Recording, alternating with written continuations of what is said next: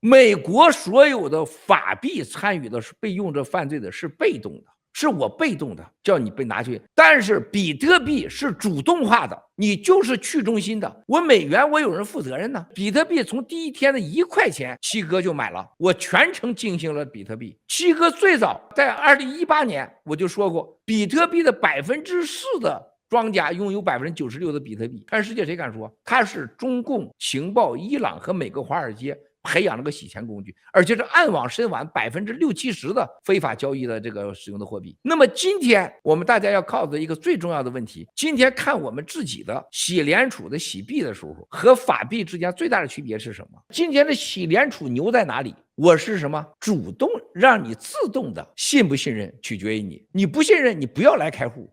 你不信任不要买洗币，你不信任不要去拿洗币去交易，这就完了。我这个币跟你最大的法币之间的不同，我是完全自动信任，主动求你信任我，是你找我来信任的。你在美国你不用美元，你用什么？用人民币，说你滚一边，没人要你的，而且必须有美元交易。那这个支付系统更简单了，你这商家你愿意我愿意，咱俩就愿意吗？这叫双方你情我愿吗？那你政府监管我什么？告诉我。所有资本市场的根本前提下，你情我愿的公平经济活动剩余价值的交换，达到物品交换的目的，被政府监管，我愿意被你监管呢，是吧？你监管我什么？所有其他货币能这样吗？全是你不情我不愿，瞎胡欺骗，而且没有中心负责任的。